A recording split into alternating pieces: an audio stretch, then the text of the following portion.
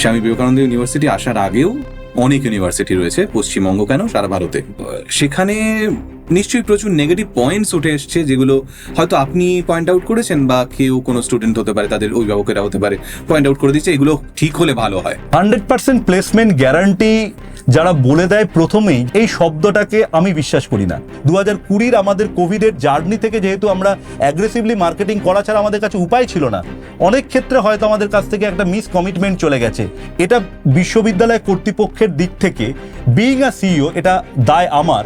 আজ 2026 সব থেকে বেশি চর্চিত যে শব্দটা আমরা দেখতে পাই বা শুনতে পাই, সেটা হচ্ছে আর্টিফিশিয়াল ইন্টেলিজেন্স। ক্যালকুলেটর চলে আসার পর ক্যালকুলেটর ব্যবহার না করাটা যেরকম অস্বাভাবিক, এআই চলে আসার পর এআই ব্যবহার না করাটা সেটা কিন্তু অস্বাভাবিক। যে শিক্ষা প্রতিষ্ঠানের সাবজেক্টের দম আছে, যে শিক্ষা প্রতিষ্ঠানের মধ্যে কোয়ালিটি আছে, সেই শিক্ষা প্রতিষ্ঠানের সিট কিন্তু ফাঁকা যাচ্ছে না। আমরা ছোটবেলা থেকে বড় হয়ে উঠি, আর বড় হওয়ার পথে আমাদের কাছে কিন্তু অনেকগুলো স্টেপ এসে দাঁড়ায়, সেগুলো ধীরে ধীরে পার করতে হয়। কখনো স্কুল, কখনো হায়ার সেকেন্ডারি স্কুল, কখনো কলেজ, কখনো ইউনিভার্সিটি। এবং প্রতিটা পদক্ষেপে যদি ঠিকঠাক জায়গায় গিয়ে আমরা না পড়ি, আমাদের ওই যে বেড়ে ওঠার বাঁধনটা না একটু আলগা হতে থাকে।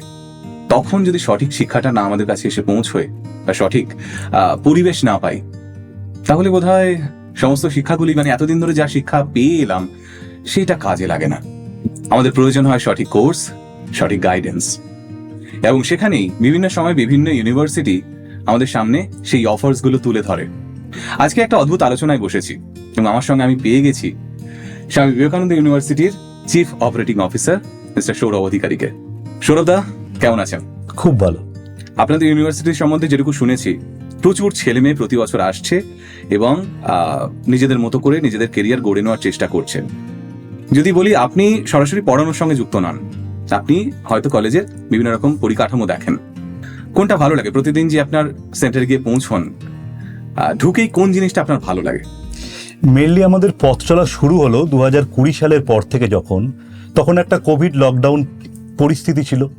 কোভিড লকডাউন পরিস্থিতির পর যখন ক্যাম্পাসটা আমরা ছাত্রছাত্রীদের জন্য যখন খুলে দিতে পারলাম, তখন আমাদের সব থেকে অ্যাট্রাকশন যেটা লাগে, সেটা যখন কলেজ গেট দিয়ে ছাত্রছাত্রীরা ঢোকে, ক্যাম্পাসের মধ্যে যখন ছাত্রছাত্রীরা যখন ঘুরে বেড়ায় বা ক্লাস করে, বা ক্লাসের পর যখন তারা ক্যান্টিন, ক্যাফেটেরিয়া বা তাদের প্লেগ্রাউন্ড, এই জায়গায় যখন আমরা ছাত্রছাত্রীদের খুশি মুখগুলো দেখতে পারি, এবং আমরা দেখি যে স্টুডেন্ট এবং ফ্যাকাল্টিদের মধ্যে যে রিলেশনশিপ, সেটার মধ্যে বন্ডিং, এই যে একটা কালচার, এই কালচারটা একমাত্র হায়ার এডুকেশনসের ক্ষেত্রেই আমরা দেখি, যেখানে স্টুডেন্ট এবং ফ্যাকাল্টি, তাদের তো এজ গ্যাপ খুব একটা বেশি নয়। প্রায় 600 বা 650 ফ্যাকাল্টির মধ্যে প্রায় 400 বা 450 ফ্যাকাল্টি যারা কিন্তু ইয়াং ফ্যাকাল্টি, যারা হয় প্রথম এই বিশ্ববিদ্যালয়ে তারা চাকরি করছে। তাই যারা পড়তে আসছে, পোস্ট গ্র্যাজুয়েট স্টুডেন্টদের সাথে যারা পড়াচ্ছে, যে সমস্ত ফ্যাকাল্টিরা জাস্ট পিএইচডি কমপ্লিট করেছে, তাদের যে এজ গ্যাপটা খুব বেশি না হওয়ার জন্য তাদের মধ্যে যে বন্ধুত্বপূর্ণ সহাবস্থান, সেটাই কিন্তু বিশ্ববিদ্যালয়ের ক্ষেত্রে আমার মনে হয় সব থেকে বড় ইউএসপি, আর সেটাই দেখতে আমাদের কিন্তু সব থেকে অ্যাট্রাক্টেড করে। ওকে, এটা ভালো লাগলো। এবং যে সময়টার কথা আপনি বললেন, যে কোভিড-19 যখন এলো এবং তখন তো সবকিছুই প্রায় বন্ধের মুখে, সেই রকম সময়ে যখন অনলাইন পড়াশোনাই চারদিকে চলছে, একটা বিশ্ববিদ্যালয় তৈরি করা বা সেটা মানুষের সামনে আনা কতটা রিস্কি ছিল? দেখুন, কোভিড আসার আগে আমাদের বিশ্ববিদ্যালয়ে আমরা যেটা বিধানসভায় বিল পাস করার মাধ্যমে বিশ্ববিদ্যালয়ে আমরা পারমিশনস পাই, সেটা আমরা 2020 সালের ঠিক আগে আমরা বিশ্ববিদ্যালয়ে পারমিশনস পাই। একটু আমাদের পরিস্থিতিটা অন্যরকম ছিল, তার কারণ একটা ব্যাচও আমাদের ক্ষেত্রে আমরা পাইনি, যেটা নর্মাল সিচুয়েশনসে ক্লাস হয়েছে, যেরকম বিশ্ববিদ্যালয়গুলো ট্র্যাডিশনালি এগিয়ে চলেছিল, সেরকম কিন্তু প্রথম ক্লাসটাই আমাদের শুরু হয়েছিল অনলাইনে। তাই অনলাইনে স্টুডেন্ট অ্যাডমিশনস, অনলাইনে মার্কেটিং, অনলাইনে ব্র্যান্ডিং, অনলাইনে প্রমোশনস, আবার অনলাইনে হচ্ছে স্টুডেন্টদের ক্লাস কন্ডাকশনস, এটা একটা নতুন পরিস্থিতি ছিল। তো এটা একটা অন্য চ্যালেঞ্জিং ছিল। এই চ্যালেঞ্জটাকে আমরা অ্যাকসেপ্ট করেছিলাম এবং এই পথটাকে আমরা পার করতে আমাদের সুবিধা যারা করেছিল, তারা আমাদের কর্তৃপক্ষের সাথে জড়িত যে সমস্ত মানুষরা যারা আজও আমাদের সাথে রয়েছেন, তাদের কাছে কিন্তু কখনোই তারা বিশ্ববিদ্যালয়টাকে 10টা 5টা ডিউটি হিসাবে দেখেনি। তারা এটাকে সবসময় তাদের যাপনের মধ্যে যেহেতু বিশ্ববিদ্যালয়টাকে নিয়ে আসতে পেরেছিল, তার জন্যই আজকে প্রায় 5 বছর অতিক্রম করার পর আজকে স্বামী বিবেকানন্দ বিশ্ববিদ্যালয়ের ছাত্র সংখ্যা প্রায় 10,000-এর ওপর। এবার বিষয়টা হচ্ছে, আপনি বললেন একদম নতুন সিচুয়েশন, সেটা সবার কাছেই। আপনারা যারা তৈরি করছেন, পরিকাঠামোগতভাবে যারা এটার মধ্যে রয়েছেন, যারা পড়াবেন এবং যারা পড়বে, তিনটে স্তরের ক্ষেত্রে এটা পুরো নতুন একটা বিষয়। একটা নতুন ইউনিভার্সিটি তৈরি হলো এবং সেখানে ছেলে মেয়েদের আপনারা ঠিক কি বলছিলেন, যাতে এটা তো সরকারি বিশ্ববিদ্যালয় নয় যেখানে হয়তো গেলাম পড়লাম, ব্যাপারটা এরকম নয়। আমাকে নিশ্চিতভাবে আপনারা নিশ্চয়ই সেভাবেই করেছিলেন যে কোনো একটা প্ল্যান করবেন, এই রকম ধরনের জিনিসপত্র আমরা পড়াবো, এইগুলো রাখবো। তো ওই রকম একটা সিচুয়েশন যেখানে সামনাসামনি আপনি দেখাতে পারছেন না কিছু, সবটাই অনলাইনে, কোন দিকটা বেশি মন দিয়েছিলেন যে ছেলেমেয়েরা যাতে আগ্রহী হয়? দেখুন, তখন কোনো কিছু কিন্তু প্ল্যানিং বা প্রিপারেশনস তখন সেভাবে কিন্তু কাজ করেনি। তখন আমাদের মধ্যে শুধু একটাই ধারণা ছিল যে কি করে আমরা বিশ্ববিদ্যালয়টার পথ চলাটাকে আমরা শুরু করতে পারবো। ওকে, আমরা ফোকাস করেছিলাম কিছু সাবজেক্টের ওপর, যে সাবজেক্টগুলো কোভিড সিচুয়েশনসের ক্ষেত্রে অত্যন্ত demanding subject, like hospital administration, like allied health science. তার মধ্যে যে সমস্ত সাবজেক্টগুলো পড়ে, বিঅপটোমেট্রি, বিপিটি মানে ফিজিওথেরাপি, বিএমএলটি মানে medical laboratory technology, BMRIT basically radiology, এই ধরনের কোর্সেসগুলোর কিন্তু একটা ডিমান্ড তৈরি হয় কোভিড সিচুয়েশনে। তাই হসপিটাল ম্যানেজার্সদের কতটা প্রয়োজনীয়তা এটা কিন্তু কোভিড আমাদের শেখায়। তাই সেই সময় দাঁড়িয়ে কিন্তু আমরা যখন হসপিটাল ম্যানেজমেন্টের কোর্সেস আমরা চালু করি, যখন অ্যালায়েড হেলথের কোর্সেস আমরা চালু করি, সব থেকে জনপ্রিয়তা কিন্তু আমরা ওই সাবজেক্টগুলোর ক্ষেত্রে পাই। আর একটা সিচুয়েশনস 2018-19 সালের পর থেকেই কম্পিউটার সায়েন্সে ভর্তির একটা প্রবণতা কিন্তু বৃদ্ধি পায়। কোভিড সিচুয়েশনের সময় আমরা দেখি যে উচ্চ মাধ্যমিক স্তরে বা জয়েন্ট এন্ট্রান্সের ক্ষেত্রে মেজরিটি অফ দ্য ছাত্রদের কিন্তু একটা রেজাল্ট অত্যন্ত ভালো হয়। তার কারণ সেই সময় কিন্তু যে ছাত্ররা পাশ করেছিল তারা কিন্তু তাদের বোর্ড এক্সামটা না দিয়েই তারা কিন্তু পরীক্ষা দিয়েছিল। তাদের হচ্ছে স্কুলের মার্কসের উপর বেস করে তারা কিন্তু পরীক্ষায় যেহেতু উত্তীর্ণ হয়েছিল, তাই পাস করা স্টুডেন্টদের সংখ্যা কিন্তু 2020 সালের ওই একাডেমিক সেশনে কিন্তু অনেক বেশি পরিমাণ ছিল। তাই জন্য আমরা দেখেছিলাম যে স্টুডেন্টদের হায়ার এডুকেশনে যে পরিমাণ সিটের প্রয়োজনীয়তা আর যা সিটের অ্যাপ্রুভাল, এর মধ্যে একটা কিন্তু মিসম্যাচ ছিল। এই সিচুয়েশনটারও কিন্তু আমরা সহযোগিতা পেয়েছিলাম। তার জন্য ডিম্যান্ডিং সাবজেক্ট যেগুলো, সেটা কম্পিউটার সায়েন্স হতে পারে, আর্টিফিশিয়াল ইন্টেলিজেন্স হতে পারে, ম্যানেজমেন্টের ক্ষেত্রে বিবিএ হতে পারে, এই ধরনের কোর্সেসে কিন্তু ভর্তিটা সচরাচর আমাদের কাছে চলে এসেছিল।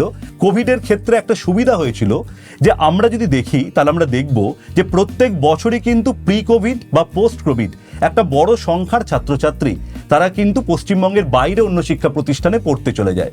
কোভিড ওই সিচুয়েশনসের ক্ষেত্রে অ্যাটলিস্ট 2020 সালে বেঙ্গলে ছাত্রছাত্রীদের থেকে যাওয়ার ক্ষেত্রে কিন্তু একটা ট্রেন্ড ছিল। কারণ এই লকডাউন কতদিন কন্টিনিউ করবে, এই লকডাউন পরিস্থিতি কতদিন চলবে, এটা সকলের কাছেই কিন্তু একটা অজানা তথ্য ছিল। মেজরিটি অফ দ্য প্রাইভেট ইনস্টিটিউটসে কিন্তু ছাত্র সংখ্যা ভর্তিটা কিন্তু যথেষ্ট ভালো হয়েছিল।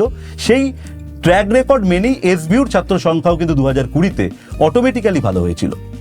তো এসভিউ 2020-তে লকডাউন দেখেছে, মানে শুরুতেই একটা ধাক্কা যদি বলা যায়, এবং সেখানে আপনারা প্ল্যান করেছিলেন যে এগুলো নিয়ে এগোলে সত্যি ভালো হবে, এবং সেটা ফলও দিয়েছিল। আজ 2026 সব থেকে বেশি চর্চিত যে শব্দটা আমরা দেখতে পাই বা শুনতে পাই সেটা হচ্ছে আর্টিফিশিয়াল ইন্টেলিজেন্স। আপনি ছোট্ট করে বললেনও সেটার কথা। তো এই ক্ষেত্রে কি এসভিউ নিজেকে চেঞ্জ করেছে কিছু হলেও? কোর্সেসে হতে পারে, ফ্যাকাল্টিসে হতে পারে, বা কিভাবে পড়ানো হবে সেটা হতে পারে, চেঞ্জেস এনেছে? 2020-র পর থেকেই আমরা লক্ষ্য করব যে প্রত্যেকটা সিলেবাসের ক্ষেত্রেই কিন্তু চেঞ্জেস সময়ের সাথে সাথে কিন্তু সব প্রতিষ্ঠানই কিন্তু করতে বাধ্য হয়, কারণ নিউ এডুকেশন পলিসি ইমপ্লিমেন্টেড হয়। যে সমস্ত স্কিল বেসড যে সমস্ত সাবজেক্ট, এই প্রত্যেকটা সাবজেক্টের ক্ষেত্রেই কিন্তু স্কিল ওরিয়েন্টেশনটার উপর কিন্তু প্রত্যেকে নজর দিল। স্কিল ওরিয়েন্টেশনের উপর যদি আমরা নজর দিই, তার মানে প্রফেশনাল স্টাডিজের দিকে যদি আমরা নজর দিই, তাহলে আমরা দেখব যে ছাত্রকে যত দ্রুত আমরা জব রেডি করতে পারি বা এমপ্লয়েবল করতে পারি বা তাকে ইন্ডাস্ট্রি রেডি করতে পারি। ইন্ডাস্ট্রি রেডি করতে গেলে ট্র্যাডিশনাল সিলেবাসের বাইরে কিন্তু প্রত্যেককেই হাঁটতে হয়েছে। স্বামী বিবেকানন্দ বিশ্ববিদ্যালয়ের যেটা বোর্ড অফ স্টাডিজ, তারাও যে ধরনের সাবজেক্টগুলোকে নিয়ে আমরা পড়িয়ে থাকি, এই সাবজেক্টগুলোর ক্ষেত্রেও কিন্তু তাদের আমূল পরিবর্তন এনেছে। আজকের দিনে আমরা যদি তাকাই যে 2020 সালে কম্পিউটার সায়েন্সের সিলেবাস আর 2026 সালের কম্পিউটার সায়েন্সের সিলেবাস, এই দুটোর মধ্যে কিন্তু আমরা দেখব যে অনেক পার্থক্য। আজকে 2026-এ দাঁড়িয়ে আমরা আর্টিফিশিয়াল ইন্টেলিজেন্সের ব্যবহার, এটা সিলেবাসের মধ্যে ফার্স্ট ইয়ার থেকেই আমাদের রাখতে হচ্ছে। সেকেন্ড ইয়ার থেকে আমাদের নিয়ে যেতে হচ্ছে কি কি ধরনের এআই টুলসকে ব্যবহার করে ছাত্র বা ছাত্রীরা এমপ্লয়েবল হয়ে উঠতে পারবে। বা এমপ্লয়েবিলিটি কেন, আজকের দৈনন্দিন জীবনে যদি আমরা বাঁচতে হয় তাহলে আমরা কিন্তু আজকে যে যুগটায় আমরা বাঁচছি এই যুগটা কিন্তু আর্টিফিশিয়াল ইন্টেলিজেন্সের যুগ। 2000 সালের দিকে যখন আমরা যে যুগটা আমরা এসেছিলাম, 2000 সালের যুগটা কম্পিউটারের যুগ, 2010-এর পর থেকে যে যুগটা সেটা হচ্ছে অটোমেশনসের যুগ, আজকে 2020-র পর যে যুগটা আমরা বাঁচছি সেই যুগটা কিন্তু পুরোপুরি আর্টিফিশিয়াল ইন্টেলিজেন্সের যুগ। তাই এআইকে ব্যতি রেখে যেমন আমাদের জীবনযাত্রা চলতে পারে না, এআইকে ব্যতি রেখে আমাদের কিন্তু কোনো সাবজেক্টেরই কোনো সিলেবাসকে আমরা ডিফাইন করতে পারবো না। এআই এখন সব সাবজেক্টের ক্ষেত্রেই ঢুকে গেছে, ম্যানেজমেন্ট, কম্পিউটার সায়েন্স, ইঞ্জিনিয়ারিংয়ের অন্যান্য trend, biotechnology, allied health science বা যে লিটারেচারের দিকেও আমরা আসি, আজকে লিটারেচারের ক্ষেত্রেও কিন্তু সব থেকে চর্চিত যে লিটারেচারের দিক সেটা হচ্ছে ডিজিটাল লিটারেচার। আজকে এআই ব্যবহার করা কোনো অন্যায় নয়। ক্যালকুলেটর চলে আসার পর বড় বড় গুণ কিন্তু হচ্ছে গিয়ে মানে খাতায় কলমে করাটা কোনো যৌক্তিকতা নেই।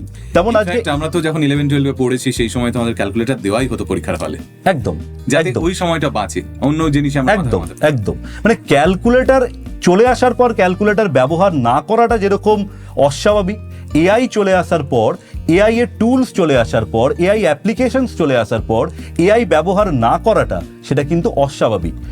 একটা প্রশ্ন করব, সেটা হচ্ছে ধরুন যখন 2020-তে আপনারা ভাবলেন যে ইউনিভার্সিটি আনবেন, স্বামী বিবেকানন্দ ইউনিভার্সিটি আসার আগেও অনেক ইউনিভার্সিটি রয়েছে, পশ্চিমবঙ্গ কেন সারা ভারতে, সারা বিশ্বের কথাও যদি বলি, তো একটা নতুন ইউনিভার্সিটি আসছে, সেক্ষেত্রে ম্যানেজমেন্টের একটা পয়েন্ট থাকে যে আমার এখান থেকে তো কিছু আয় করতেই হবে, কিন্তু তারপরেও এমন কিছু পয়েন্টস থাকে যেখানে আপনাদের এসভিউ আলাদা সবার থেকে, যেখানে ছেলেমেয়েরা যাবেই শুধুমাত্র এটার জন্য, সেই ইউএসপি নিয়ে যদি কথা বলেন আপনি। মেনলি যেটা স্বামী বিবেকানন্দ বিশ্ববিদ্যালয়ের যদি আপনারা লোকেশনস দেখেন সেটা কিন্তু একটা গ্রামীণ লোকেশনের মধ্যে কিন্তু সেটা থাকছে।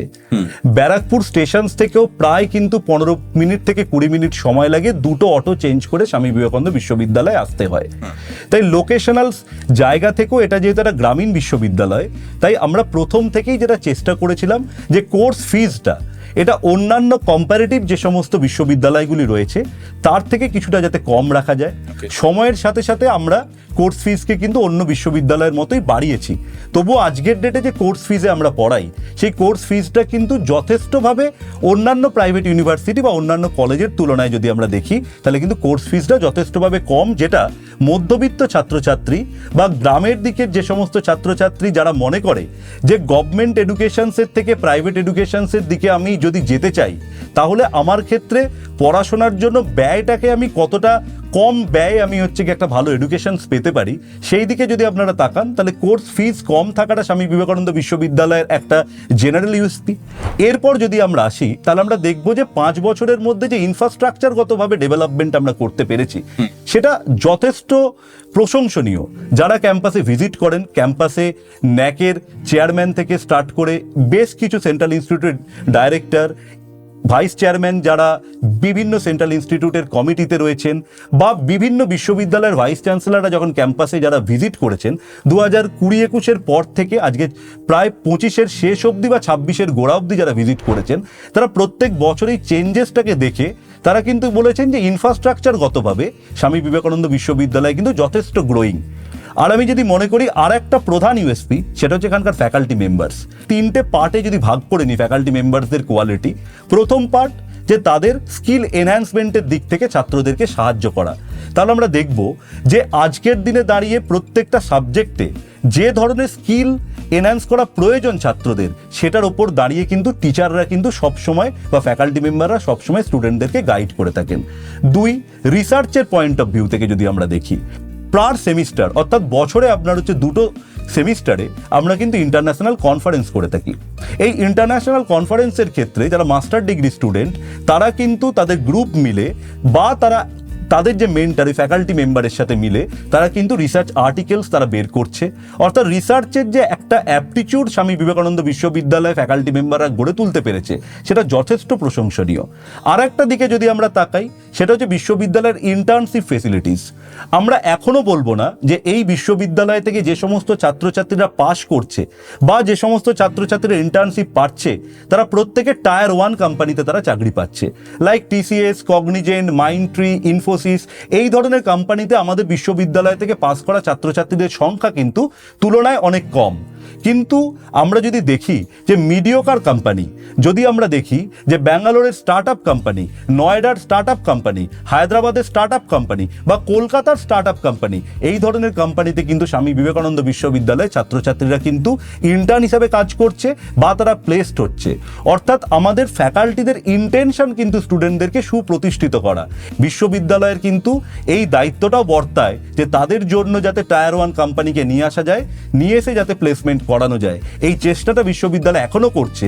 যদি আপনি এসবিউর শর্ট অ্যানালিসিস করতে পারেন তাহলে সব থেকে চ্যালেঞ্জেস যে জায়গাটা এখনো এসবিউ দাঁড়িয়ে, সেটা হচ্ছে গিয়ে এখনো টায়ার 1 কোম্পানির প্রধানত যে ক্যাম্পাসিং বা ক্যাম্পাস ড্রাইভ, যেটাতে টিসিএস, কগনিজেন্ট, ইনফোসিস, উইপ্রো এই ধরনের কোম্পানি ক্যাম্পাসে এসে প্লেসমেন্ট করবে, এই জায়গাটাতে আমরা কিন্তু আজকের দিনও পিছিয়ে আছি।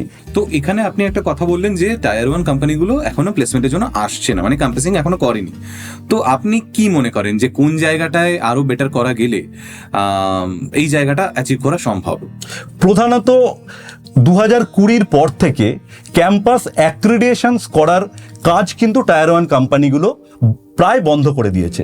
অর্থাৎ যে মানে কলেজগুলোতে বা যে ইউনিভার্সিটিসগুলোতে আমরা দেখি যে একদম সুপ্রতিষ্ঠিত কোম্পানিগুলোর প্লেসমেন্ট হচ্ছে, তাদের যদি আমরা জন্মলগ্ন দেখি তাহলে আমরা দেখব যে তারা 2000-এর দশকে কিন্তু তারা মানে পথ চলা শুরু করেছে। কারো 2000, কারো 2001, কারো 2002, কারো 2004, কারো 2006। তা ওই সময় যে সমস্ত ইনস্টিটিউটগুলো পথ চলা শুরু করেছিল, সেই সময় টিসিএস বা কগনিজেন্ট বা ইনফোসিস এই ধরনের কোম্পানিগুলোর কিন্তু ক্যাম্পাস অ্যাক্রিডিয়েশনসের সুযোগটা ছিল।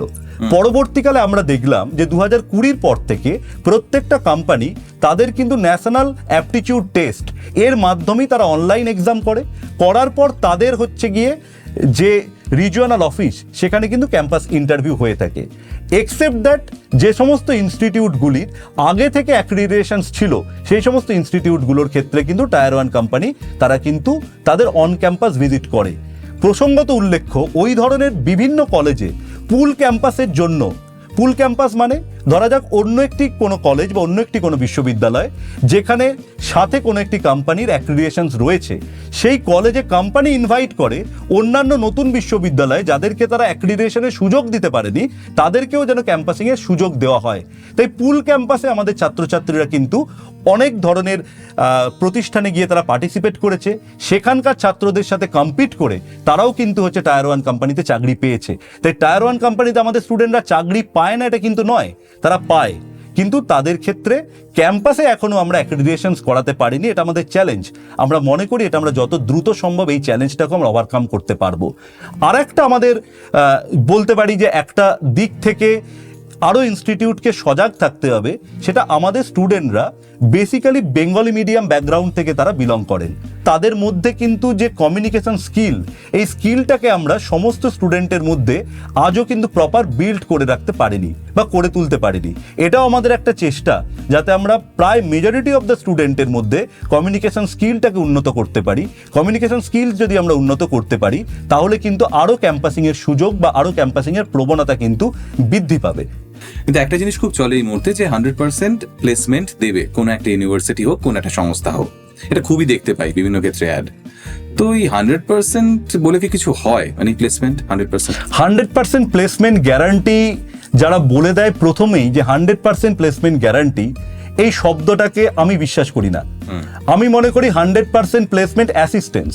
তুমি অ্যাসিস্ট্যান্স দিতে পারো, তুমি তাকে সহযোগিতা করতে পারো, তাকে তৈরি করতে পারো স্টুডেন্টকে, তাকে সঠিক দিশা দেখাতে পারো, ক্যাম্পাসিংয়ের অপরচুনিটি তৈরি করতে পারো। কিন্তু একটা স্টুডেন্ট 4 বছর আগে তাকে তুমি বলে দিতে পারো না তোমার 100% চাকরি হবেই। যদি কেউ বলে, তাহলে আমার মনে হয় যে তার মধ্যে কোনো জ্যোতিষের বড় জ্ঞান আছে, বা হতে পারে সে ঠিক বলছে বা ভুল বলছে। কিন্তু যদি আমাকে জিজ্ঞেস করেন, আমি বলবো 100% প্লেসমেন্ট অ্যাসিস্ট্যান্স দেওয়ার চেষ্টা সমস্ত শিক্ষা প্রতিষ্ঠানই করে। যারা শিক্ষা প্রতিষ্ঠান খুলেছে তারা 100% প্লেসমেন্ট অ্যাসিস্ট্যান্স দেওয়ার চেষ্টা করে।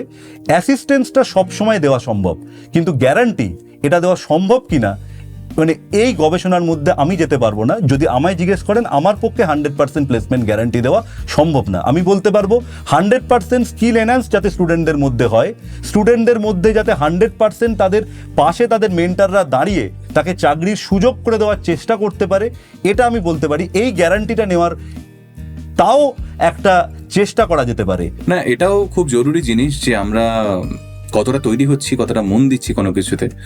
যে কোনো সংস্থা বা যে কোনো ইউনিভার্সিটি হোক না কেন, যেখানে পড়তে যাচ্ছি, যেখানে আমরা তৈরি হতে যাচ্ছি, ট্রেনিং নিতে যাচ্ছি, হয়তো আমাদের ওই 100% দিচ্ছি কিনা আমরাও, সেটাও খুব জরুরি হয়ে পড়ে। কি মনে করেন? একদম। ছাত্রছাত্রী বা গার্জিয়ানদের দিকে আমাদের একটাই রিকোয়েস্ট থাকবে যে আমরা বলবো যে যেন স্টুডেন্টরা ক্যাম্পাসে আসে, ক্যাম্পাসে আসার পর তারা যেন ফ্যাকাল্টি মেম্বারদের সাথে ওতপ্রোতভাবে সম্পর্ক তৈরি করে, তাদের কাছ থেকে যেন গিয়ে শিক্ষাটা তারা শেখে। ছাত্রছাত্রীদের বা গার্জিয়ানরা যখন একটা প্রাইভেট ইনস্টিটিউটে ছাত্রকে ভর্তি করতে আসেন, তিনি অনেক কষ্টে তার টাকা জোগাড় করে কিন্তু ছাত্রছাত্রী বা তার সন্তানকে তারা পড়ান। তারা কিন্তু চান যে তার সন্তান যেন একটা সঠিক শিক্ষা পায়, নিজের পায়ে দাঁড়ায়, এবং যে স্টুডেন্টরা ভর্তি হয় তাদের মধ্যেও কিন্তু শেখার আগ্রহ বা শেখার প্রবণতা থাকে। কোথাও গিয়ে মনে হয় যে যদি আমরা স্টুডেন্টদের প্রপার মেন্টারিং করতে পারি, তাদের একটা কমিউনিকেশনস ল্যাঙ্গুয়েজ আছে, এই ল্যাঙ্গুয়েজটাকে যদি আমরা ফিল করতে পারি, তাদের সাথেও যদি আমরা প্রপারলি তারা কি বলতে চাইছে এই কথাগুলোকেও যদি আমরা শুনি, অর্থাৎ আমরা যে জেনারেশনস গ্যাপ হওয়ার জন্য আমরা অনেক সময় কিন্তু স্টুডেন্টদের ওপর একটা ইউনিপোলার ডাইরেকশনস দিই। আমরা মনে করি যে আমরা যেটা বলছি এটাই স্টুডেন্টরা শুনবে, আমরা যেটা বলছি এটাই তাকে শুনতে হবে। এই প্রবণতার থেকে বেরিয়ে যদি ডায়ালগ এক্সচেঞ্জের জায়গা থাকে, স্টুডেন্টরা কিভাবে ভাবছে বা স্টুডেন্টরা মনে করছে যে এইভাবে যদি পড়ানোটা না পড়িয়ে আরও অন্য ওরিয়েন্টেশনে যদি পড়ানো যায় তাহলে বেটার হবে, সেই বিরুদ্ধ মতটা শোনারও কিন্তু আমাদের সেই সহনশীলতা থাকার দরকার। সেটা থাকলেই কিন্তু একমাত্র একটা প্রকৃত শিক্ষা ব্যবস্থা আমরা তৈরি করতে পারবো। অনেকেই গ্র্যাজুয়েশনের পর কাজকর্মের খোঁজে চলে যায়। চাকরির বাজার যেহেতু খুব ভালো নয়, যদি আমি দেখি সব দিক থেকে, সেখানে হায়ার স্টাডিজের ঝোঁক একটু কিন্তু কমেছে। তো সেইখানে আপনার বার্তা কি থাকবে স্টুডেন্টদের প্রতি বা বাবা মায়েদের প্রতি? ছাত্রছাত্রীদের ক্ষেত্রে হায়ার স্টাডিজ করার প্রবণতা কমেছে বা ছাত্রছাত্রীদের চাকরি নেই, এই কথাটার সাথে আমি কিন্তু একমত নয়। আচ্ছা, যদি দেখা যায়, আমরা লক্ষ্য করব যে আমাদের কিন্তু ট্র্যাডিশনাল সাবজেক্টগুলোর প্রতি ছাত্রছাত্রীদের পড়ার ঝোঁক কিন্তু কমছে। আমি কোনো সাবজেক্টের নাম না করে যদি আমরা বলি, তাহলে আমরা দেখব যে ট্র্যাডিশনাল সাবজেক্ট বলতে আমরা যে ধরনের সাবজেক্টগুলোতে একটা সময় গভর্নমেন্ট কলেজে ভিড় দেখতাম, ওই ধরনের সাবজেক্টগুলোতে এখন দেখব আমরা ফার্স্ট লিস্ট সেকেন্ড লিস্টের পরেও কিন্তু অজস্র ছাত্রছাত্রীদের নাম বেরোচ্ছে কিন্তু তারা ভর্তি হচ্ছে না। অর্থাৎ ট্র্যাডিশনাল সাবজেক্ট যে সাবজেক্টগুলোতে গ্র্যাজুয়েশনস, মাস্টার ডিগ্রি, পিএইচডি এর পরেও কিন্তু চাকরি পাওয়া যাচ্ছে না, এই ধরনের সাবজেক্টগুলো পড়ার কিন্তু প্রবণতা কমছে। কিন্তু স্কিল বেস এডুকেশন, এটার দিকে কিন্তু ছাত্রছাত্রীদের পড়ার প্রবণতা বাড়ছে। পশ্চিমবঙ্গ কিন্তু আমরা লক্ষ্য করব যে ডিপ্লোমা বা আইটিআইয়ের সিট কিন্তু প্রত্যেক বছর বাড়ছে, তাও ছাত্রছাত্রী কিন্তু প্রায় পুরোপুরি ছাত্রছাত্রীরা কিন্তু ওখানে ভর্তি হয়ে যাচ্ছে। তার মানে কিন্তু হায়ার এডুকেশনের প্রতি প্রবণতা নেই তা নয়। বা আমরা যদি বিটেক কোর্সেসের দিকে আমরা যাই, তাহলে আমরা দেখব যে বিটেক ইন কম্পিউটার সায়েন্স এই কোর্সটা সমস্ত কলেজেই কিন্তু প্রায় ফুলফিল হয়ে যায় সিট। কিন্তু অন্যান্য কোর ইঞ্জিনিয়ারিংয়ের ক্ষেত্রে যদি আমরা সাবজেক্টের দিকে তাকাই, লাইক মেকানিক্যাল, ইলেকট্রিক্যাল, সিভিল, সেখানে তো ফার্স্ট ইয়ারে ছাত্র কম ভর্তি হচ্ছে। যেহেতু বিটেক কম্পিউটার সায়েন্সের আজকের দিনে একটা হিউজ ক্রেজ চলছে, সবাই বিটেক কম্পিউটার সায়েন্স পড়তে যাচ্ছে। কিন্তু যদি আমরা আবার সেকেন্ড ইয়ারে চলে যাই, অর্থাৎ যে ছাত্রছাত্রীরা ইলেকট্রিক্যাল, মেকানিক্যাল বা সিভিলের বিটেক সেকেন্ড ইয়ারে যখন উঠছে, তখন কিন্তু ডিপ্লোমা কমপ্লিট করে আসা স্টুডেন্টরা এই সমস্ত সাবজেক্টের কিন্তু সেকেন্ড ইয়ারে গিয়ে ল্যাটারাল এন্ট্রিতে ভর্তি হয়ে যাচ্ছে। তো সেকেন্ড ইয়ারে গিয়ে যদি আমরা আবার সিট সংখ্যার ম্যাট্রিক্স খুঁজি, তাহলে আমরা দেখব কিন্তু ইঞ্জিনিয়ারিংয়ের কোনো সাবজেক্টেই কিন্তু ছাত্র সংখ্যা ভর্তি হচ্ছে না এরকম কিন্তু নয়। বা আপনারা যদি দেখেন যে অ্যালায়েড হেলথের ক্ষেত্রে যে সমস্ত সাবজেক্টগুলো আছে, optometry, physiotherapy, BMLT, BMRIT, operation theatre technology, সমস্ত সাবজেক্টের ক্ষেত্রেই কিন্তু সমস্ত প্রতিষ্ঠান, শুধু এসবিইউ নয়, অন্যান্য অনেক প্রতিষ্ঠানের ক্ষেত্রেই আপনারা দেখবেন যে সিট সংখ্যার কিন্তু অপ্রতুলতা রয়েছে। অর্থাৎ যে পরিমাণ ভ্যাকেন্সিজ রয়েছে, সেই পরিমাণ ছাত্রছাত্রী কিন্তু ভর্তি হয়ে যাওয়ার পরেও কলেজে গিয়ে বা ইউনিভার্সিটি থেকে কোয়ারি করে আরও ভর্তি হওয়ার সিট রয়েছে কি নেই। প্রাইভেট সেক্টরে যেহেতু জব অপরচুনিটিস সারা পৃথিবী জুড়ে একটা জব অপরচুনিটিসের সুযোগ রয়েছে, তাই স্কিল বেসড যেগুলো এডুকেশন এই ধরনের সাবজেক্টের ক্ষেত্রে কিন্তু পড়ার প্রবণতা আজও আছে, যত সময় যাচ্ছে তত কিন্তু বাড়ছে। নিউ এডুকেশন পলিসিদের দিকে যদি আমরা তাকাই, একজন ছাত্র কিন্তু অ্যাট এ টাইম একাধিক কোর্স কিন্তু করার যেহেতু সুযোগ পাচ্ছে, তাই শিক্ষা প্রতিষ্ঠানগুলোর ক্ষেত্রে এটা কিন্তু একটা বড় অপরচুনিটি। যারা টপ টায়ারের ইনস্টিটিউটস রয়েছে, যারা অনলাইন এডুকেশন বা সার্টিফিকেশনস প্রোগ্রাম করানোর যারা সুযোগ পাচ্ছে, বা যে মানে তাদের কাছেও কিন্তু স্টুডেন্টরা রেগুলার একটা কিন্তু বিটেক প্রোগ্রাম বা রেগুলার একটা বিএসসি প্রোগ্রাম বা রেগুলার একটা বিবিএ প্রোগ্রাম করার পাশাপাশি কিন্তু অন্য শিক্ষা প্রতিষ্ঠান সেখান থেকেও কিন্তু অনলাইনে তারা কিন্তু ডিগ্রি করার দিকে বা অনলাইনে সার্টিফিকেশনস ডিপ্লোমা করার দিকে কিন্তু তাদের কিন্তু পড়ার ঝোঁক রয়েছে। অর্থাৎ যে শিক্ষা প্রতিষ্ঠানের সাবজেক্টের দম আছে, যে শিক্ষা প্রতিষ্ঠানের মধ্যে কোয়ালিটি আছে, সেই শিক্ষা প্রতিষ্ঠানে সিট কিন্তু ফাঁকা যাচ্ছে না। মোটামুটি আপনাদের 6 বছর হলো জার্নিতে। 5 বছর। 5 বছর, হ্যাঁ। তো আপনি শুরু থেকেই আছেন একদম। হ্যাঁ। তো সেখানে নিশ্চয়ই প্রচুর নেগেটিভ পয়েন্টস উঠে এসছে, যেগুলো হয়তো আপনি পয়েন্ট আউট করেছেন বা কেউ কোনো স্টুডেন্ট হতে পারে, তাদের অভিভাবকেরা হতে পারে, পয়েন্ট আউট করে দিচ্ছে এগুলো ঠিক হলে ভালো হয়। তো এরকম নেগেটিভ পয়েন্টসগুলো একটু বলেন যে এগুলো আমরা ঠিক করেছি। নেগেটিভ পয়েন্টসের মধ্যে কিছু পয়েন্ট যেগুলো সত্যি জেনুইন, যেরকম দেখা যায় যে একটা সময় আমরা কিন্তু ইআরপি সিস্টেমস বা অনলাইন ম্যানেজমেন্ট সিস্টেমস কিন্তু বিশ্ববিদ্যালয়ের ক্ষেত্রে ছিল না। তাই আমরা ফিন্যান্স ডিপার্টমেন্ট বা অ্যাকাউন্টস ডিপার্টমেন্টের সামনে দেখতাম একটা লম্বা লাইন পড়তো। এই লম্বা লাইনটার অনেক আগেই ম্যানেজমেন্টের কিন্তু বোঝা উচিত ছিল যে এটা স্টুডেন্টদের ক্ষেত্রে কিন্তু ঠিক নয়। এটা বিশ্ববিদ্যালয় কর্তৃপক্ষের দিক থেকে বিইং আ সিইও এটা দায় আমার যে এটাকে টাইম আমি অ্যাড্রেস করতে পারিনি। তাই জন্য সে জায়গায় দাঁড়িয়ে কিন্তু এটা একটা বড় নেগেটিভ একটা পয়েন্ট কিন্তু বিশ্ববিদ্যালয়ের ক্ষেত্রে কিন্তু অবশ্যই আছে, যেটাকে আমরা লাস্ট 1 বছরে অনেকটা ঠিক করতে পেরেছি।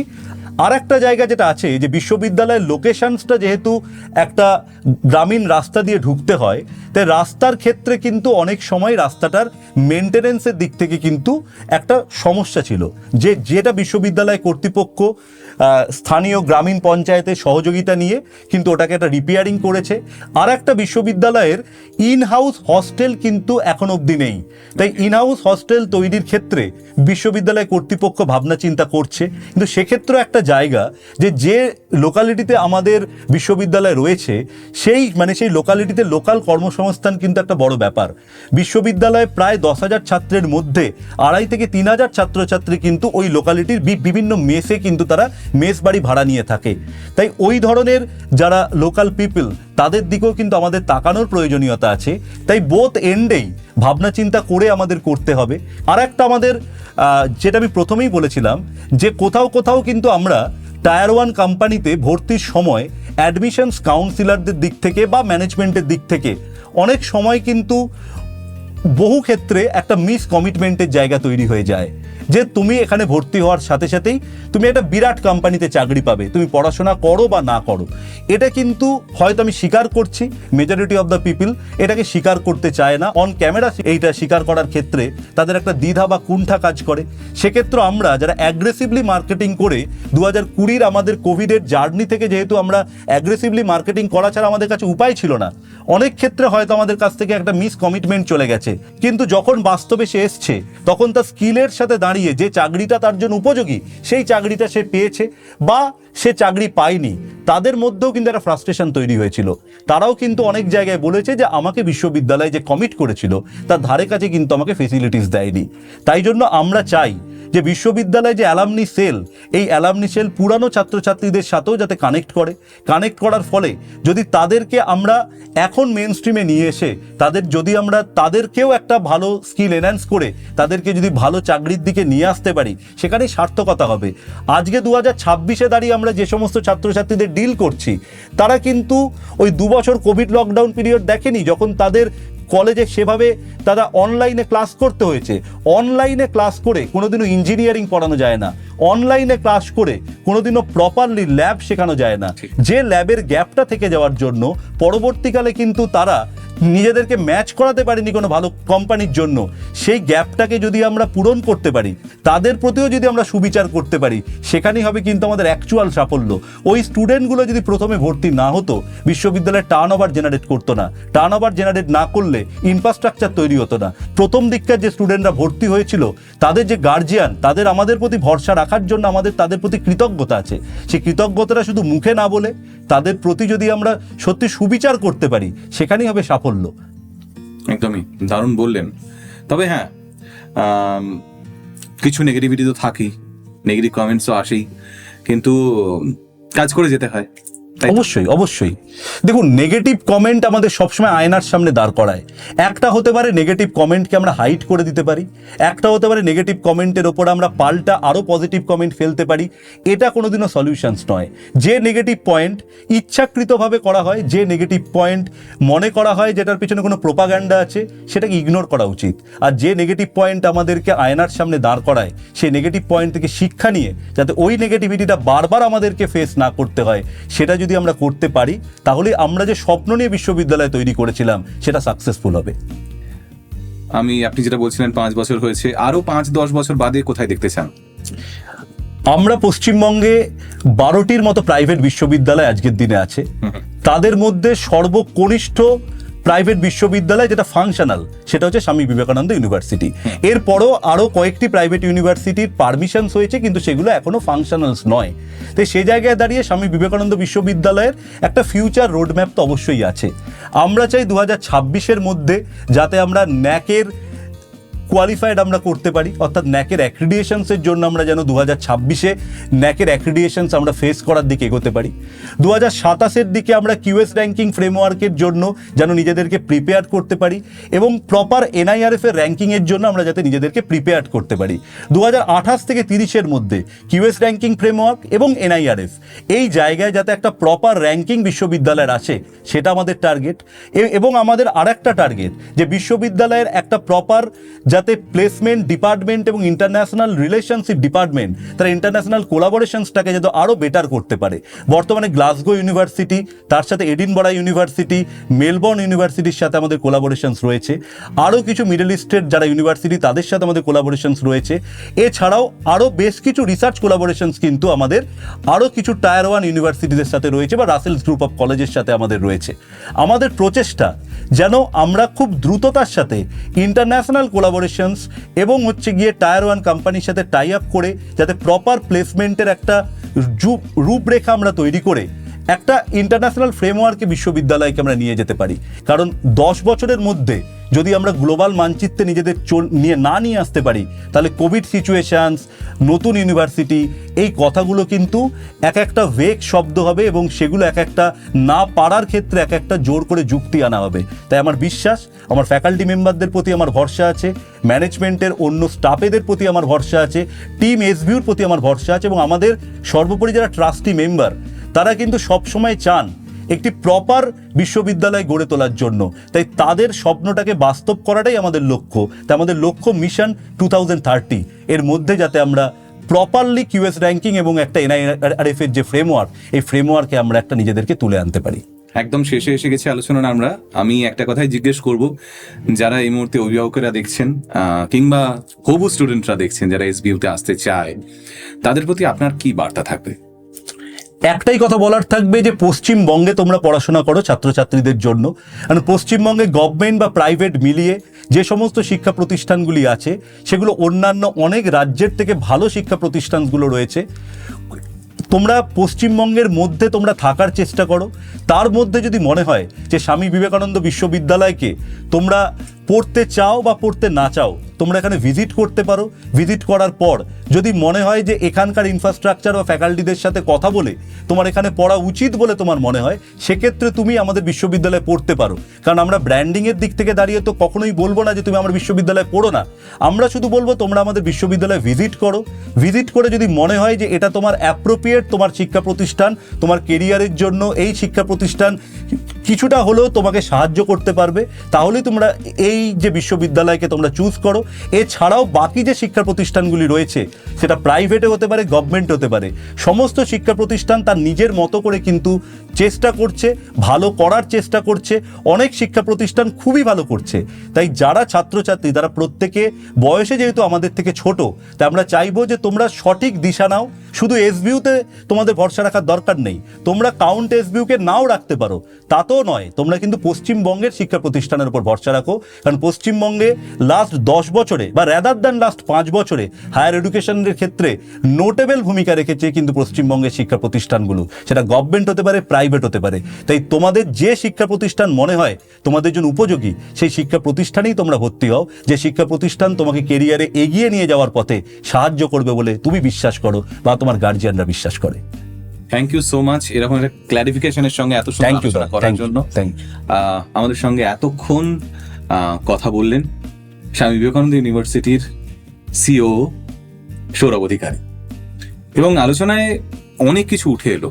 আমার তো বরং ভালো লাগলো যে এত খোলামেলা কথা কেউই বলতে চায় না, তার কারণ নিজের নেগেটিভ পয়েন্ট নিয়ে কেউই বা কথা বলতে চাইবে, বরং যেখানে আমার শক্তি, যেখান থেকে আমি আরো এগোতে পারি সেই কথাগুলোই তো বলা প্রয়োজন।